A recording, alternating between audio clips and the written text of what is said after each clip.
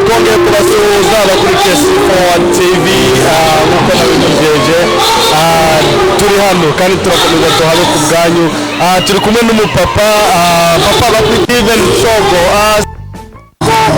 ubarizwa hano he jenga mbarizwa Dallas Texas yego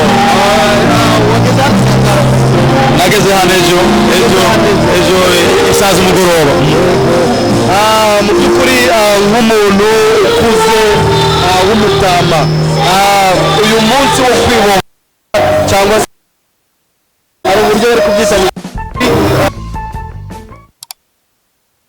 independence hari uburyo barimo kubyita ngo ni nabyibagiwe burundu yari hafi ngo anyungane hari uburyo kwibohora ni nk'umunsi wo gushingira intahe kuri wowe kwikukira ako kantu ka buri kanya cyane ariko ndagerageza njye nkibuka uyu munsi wo kwikukira nkawe nk'umuntu ukuze ntekereza ko mu bantu bari hano bose nawe uri mu bantu basa nkaho bakuze bakuru gusumba abandi uyu munsi kuri wowe usobanuye iki kuri wowe iyo wumvise umunsi wo kwikukira wumva iki iyo numvise umunsi wo kwikukira numva ukwigenga ukuvuga ko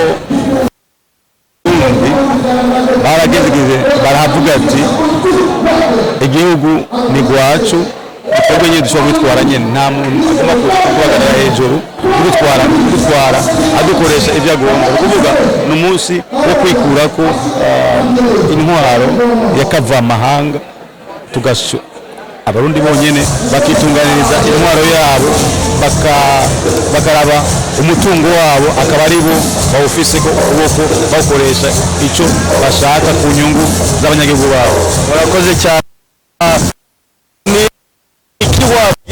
Basoza ubutumwa nubabwira ni uko mubandanya bakunda igihugu cyabo ntibibagire iyo bavuye cyangwa iyo ababyeyi babo bavuye n'umuco wabo bakawugumana kuko utagira umuco uba watakaranga wumva utagira umuco ntubukiraho neza kuvuga umuco wabo bagomba kuwugumya kandi bagiye ko bavuye iwabo bakahakunda bakanahakorera bakahateza imbere nicyo nubasaba n'umunsi kubandanya bajya hamwe kugira iwabo bahateze imbere ntibayibagire. Urakoze cyane Steven, Imana igumugisha kandi wakoze kandi nakeko ukomeje kuryoherwa umugani w'abashinga nawe bakunda kubivuga. Urakoze cyane.